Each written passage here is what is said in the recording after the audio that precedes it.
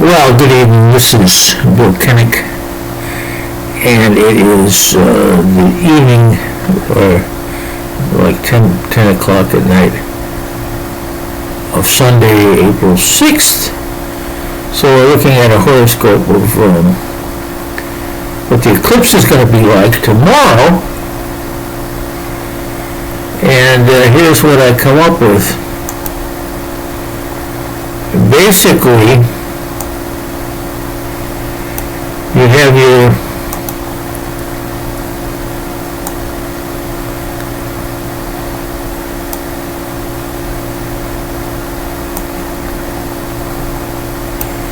I don't know where my picture is. I guess it doesn't matter.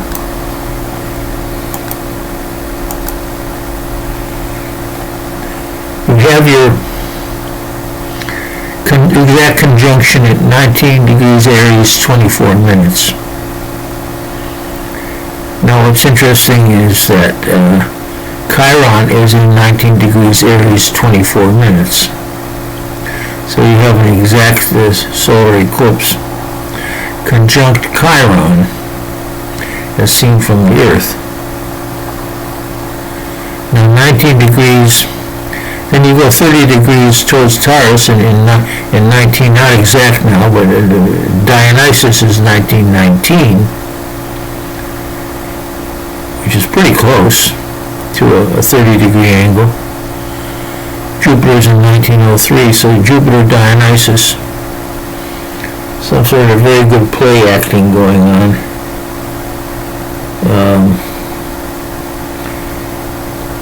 Then you have Wallermuth in 20, that being Ivy Goldstein Jacobson's Lilith, which I use as Lilith. All the other Liliths are just fine too, but anyway, Wallermuth though is in 20 of Leo, which puts a trine, within a degree and 8 minutes off the exact.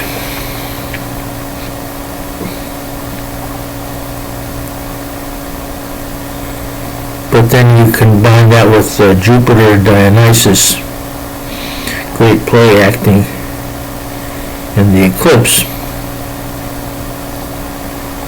So he said, well, what do you mean?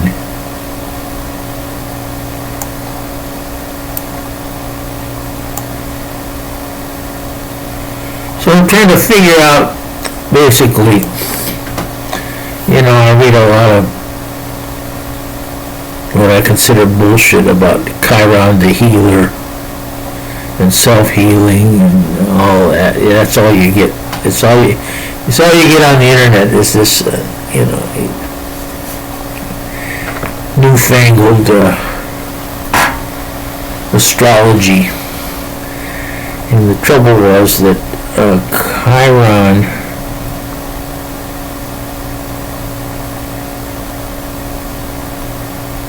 wasn't discovered until the 70s. And by that time the New Age had, rolled in.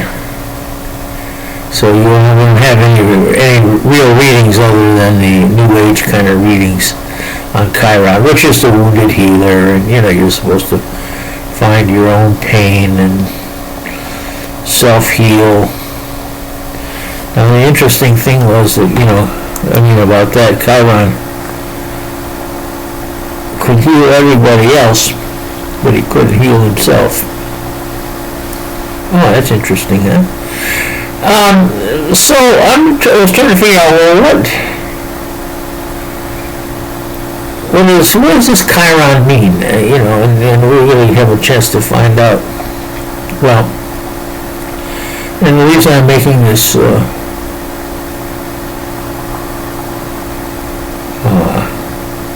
video is because I have an insight. Most of my insights prove wrong, by the way. So no go investing any money in it. There's a 45-degree angle, exactly, to the conjunction of and Midos in 3 of Gemini, and Midas in 5 of Gemini. And that is right in the degree. Now that happens to be my midheaven is in 0 of Gemini, but 4 degrees is, scoring my ascendant. So I'm, kind of interested in the early degrees of Gemini. Now that's always been associated with IBM, the electronic company. And as a rule, a lot of electronics and digital stuff, computers and electronics. And I think maybe that it's more the idea of computing than it is electronics. Computing, digital computing, and a lot of numerical stuff and like that. And so when you have a Midos Midas, now Midas of course means big money. Could also mean gold, I suppose. But I'm going to read that as money. And Midos being the do-loop, I suppose, a reiteration of the same thing going round and round and round. But it could also mean a crash. And I'm big on, I love to predict crashes, and I've been predicting crashes since 72 maybe. It's my misfortune to be predicting crashes in the longest bull market in the history of the world. And here I am putting my money on crashes. So I've been broke, most of my life. Because I've been selling short. when anybody with no intelligence at all has been going long and making money. And I've been going short and losing money. But, that's the way it goes.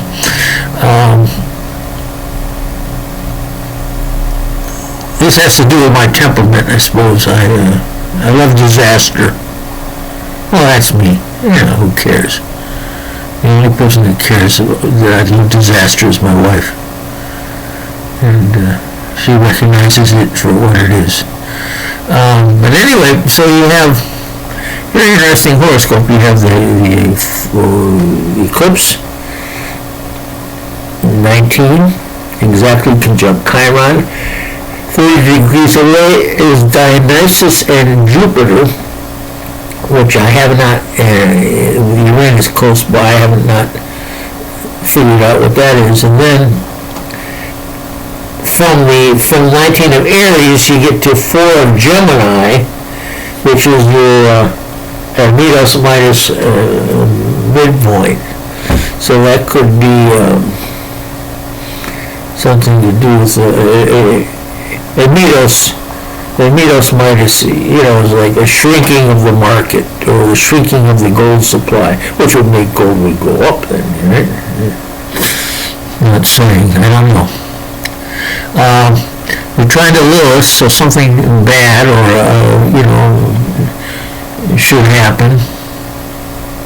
We've all been waiting for Iran to make its move.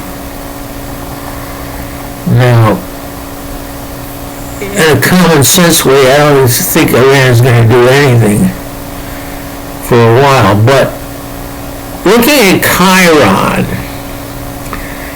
Chiron is a centaur. Now, what's interesting is about the centaurs, you got a man on top and a horse on the bottom. Well, horses, weigh a ton. Literally, they weigh 2,000 pounds. So if you get run over by a horse or kicked by a horse, you're gonna know it, and you're gonna die, basically. So a man, because we don't have centaurs around, but we do have men on horses,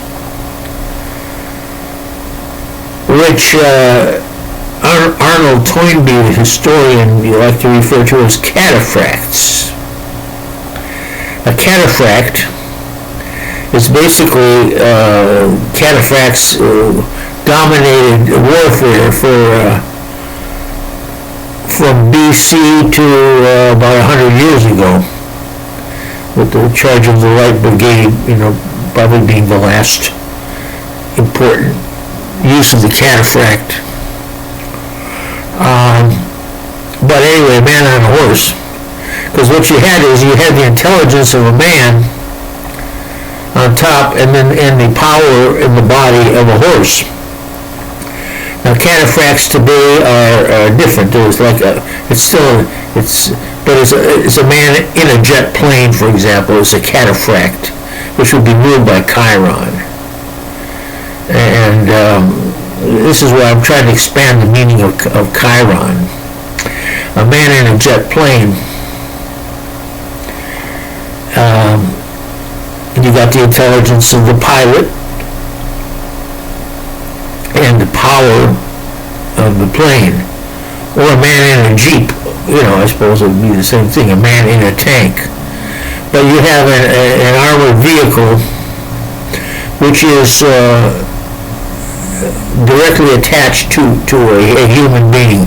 In other words, this would not be a missile, a dumb missile, which you send, or a bomb which you send through the air, and then it has no guidance. Now the question is, or a question would be, does Chiron apply to a drone which is guided by some teenager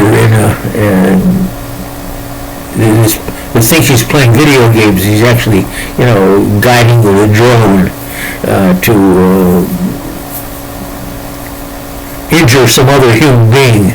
But that's so you got your teenager who thinks he's playing video games, never sees the actual destruction, except that there's a big boom on the other end, and guess what, we just killed al-Salami, and some teenager in the United States says, oh, goody, he says, how many points do I get?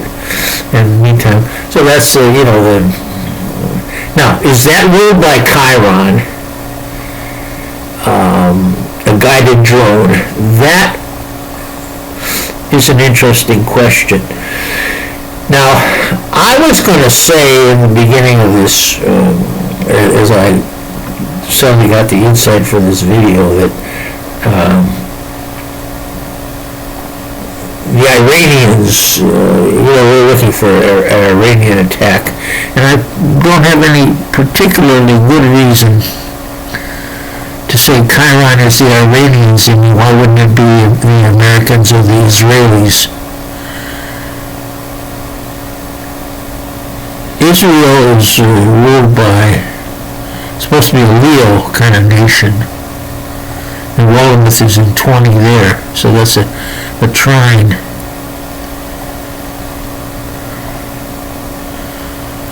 But somehow, what I see is jet plane, and the upshot of it is I see jet planes coming down, the attack.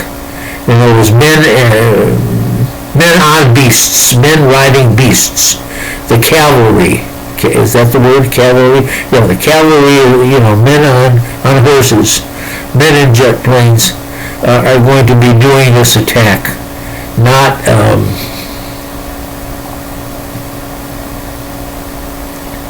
unintelligent projectiles, ballistic projectiles. You have men guided by men, and that's kind of my insight into Chiron. And Chiron is going to be big news now for some time, because it's conjunct the eclipse. So we're going to have a new kind of humanly guided or humanly controlled weapon, which to the delight of all people that study military weapons, this will be going to be something brand new. So good luck. Try to stay out of the way of these devices if you can. And God bless the rest of yous. This is Bill Kennick, so thank you very much.